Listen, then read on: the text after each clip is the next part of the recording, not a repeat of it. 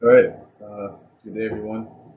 This is going to be a shorter slide because we're going to be doing an in-class assignment. So let's get into it. Okay. So labor supply and demand. Um, the demand and supply of labor are determined in the labor market. The participants in the labor market are workers and firms. Workers, basically, what we're saying is supply and demand of labor market. What we're talking about really is workers supply their own labor in exchange for money, and firms, which are companies, they pay money in exchange for labor. Right. So labor is like any type of hard labor. You work with your hands, stuff like that. Um, a lot of lifting and stuff like that. So that's basically what labor is. And so there's a supply and demand for labor. How supply and demand affect labor? So when supply of labor increases, the price falls. So it's just supply and demand, right? If there's a huge amount of supply, which means there's a lot of people doing the same thing, then the price per hour or the wages they fall, and vice versa, right? When there's not enough laborers, the price is high. So for example, in China, in India, the reason why a lot of people sell have their products manufactured in China and India is because let's say within a 100-mile radius, you'll find 100 laborers in India and China versus 100-mile radius here in Canada, you'll have versus like a 10, right? Let's say there's 10 people. So the reason why price is so cheap there is because there's so many people doing the same thing, so there's price competition all the time, right? Over here in Canada, there's not a lot of people doing the same thing, so you have to basically paying them more money to get work done for you. So therefore, firms will continue to add labor, hire workers until MRP equals the wage rate. MRP is a marginal revenue product, so workers earn a wage equal to the marginal revenue product of their labor. So what is MRP? So the marginal revenue productivity theory of wages is a model of wage levels in which they set to match the marginal revenue product of labor.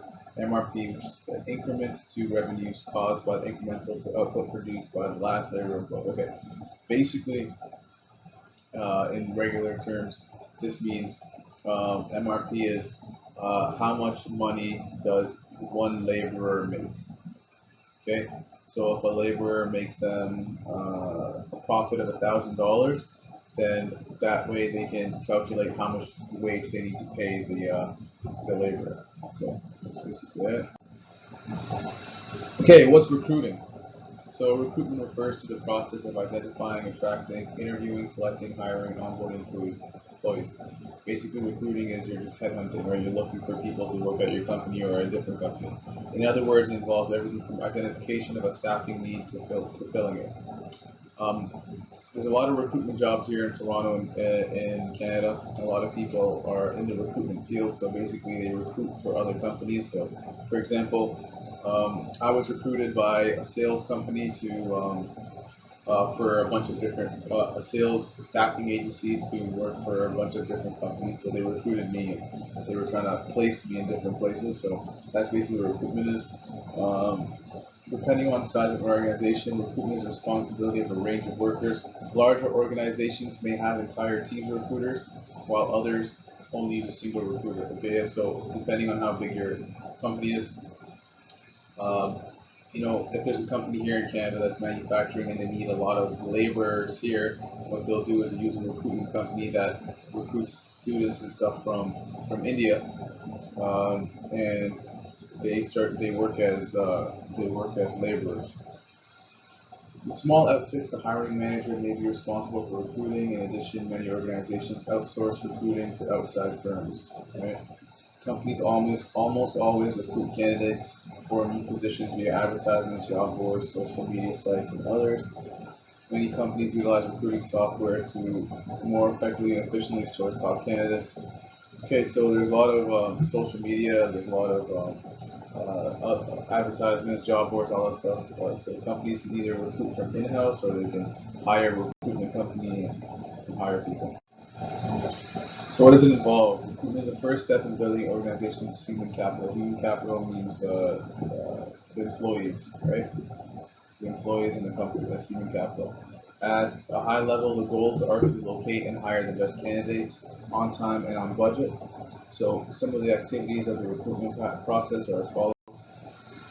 So what does recruitment involve? So this is the process of recruitment.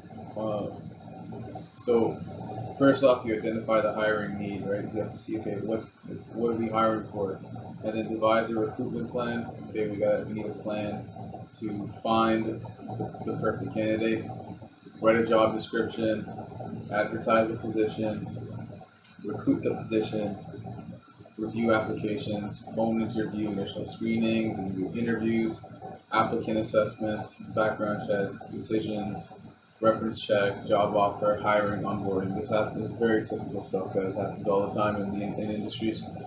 Basically, exact same thing. Okay. Oh, look, we need a salesperson to run our national our Ontario territory. Okay. Let's start a plan and all that. They go through all these things and then they find the right candidate. All right, so there's different types of recruiting. You got internal, retained, contingency, staffing, outplacement, and reverse recruiting. So basically, internal recruiting is when you're hiring for a position and you're hiring from internally in your company. So you're looking at people in your company and saying, who can we hire for this position to move off and move in this place and that place. So that's internal recruiting. Then there's retained recruiting and then contingency recruiting. So this is usually done by recruitment companies, different recruitment companies. So if you're a retained recruitment company versus a contingency, basically what retained is they get paid on an ongoing basis, and they have a lot more time to um, staff people and staff companies properly, because they have an ongoing relationship with this company and they're the go-to people to be staffing for them. So that's what retained recruitment is like. It's like retaining a lawyer.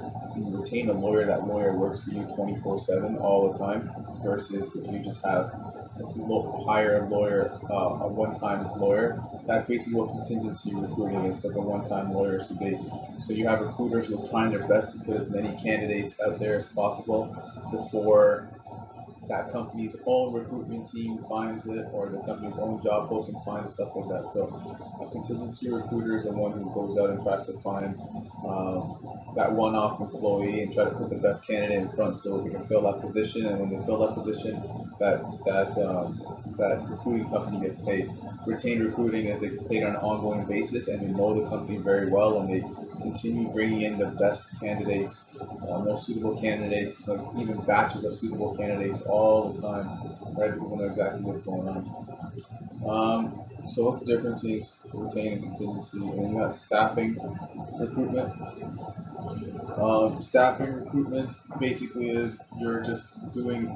It's kind of like just doing it by yourself, just doing the whole recruitment process within the company by yourself, right? So the company is doing the staffing, so they're going out and looking for individuals and trying to staff them into their company, to try to hire them into their company. Okay. You got outplacement recruiting, and then you got reverse recruiting. Outplacement recruiting, basically, so when an employee is being let go or being fired or something, an outplacement recruiting firm would find them a place to find them another job, basically put them into another position. So instead of just firing somebody and say, "Well, you're on your own," some companies actually have outplacement recruiting where they help the person who's being let go find another job. And then reverse recruiting is basically you as a person who's looking for a job, you're going in front of recruiters. I do reverse recruiting all the time. So when you're young and you're a young professional and you're trying to get a job, you're trying to make money, trying to get a job, chances are these companies are not going to reach out to you. These recruitment companies are not going to reach out to you. So your best bet is to try and get in front of them, right? So that's called reverse recruiting. You are trying to get in front of recruitment companies so they can see you and say, oh, this guy's the right one, he's the right fit, or she is the right fit. Okay, so what are some tips for effective recruiting? So look internally before externally, right? Always try to look inside within your company. Who in our company would be a better fit to take this position, instead of having to get from outside? Reach out to passive candidates. So sometimes people who are not actively looking, who are not actively calling you and asking you to give them a job and stuff like that, sometimes those guys are highly skilled, and they could be the perfect fit for your company, but they're just not actively looking because they're so good at what they do. Their existing company is paying them so much and doing really well that they're willing to make a change for something new, but they're just not actively looking. So sometimes it's good to reach out to those passive people, and then hire the sure thing, right? So according to two authors and experts, you should hire the person who already excelled in that situation, right?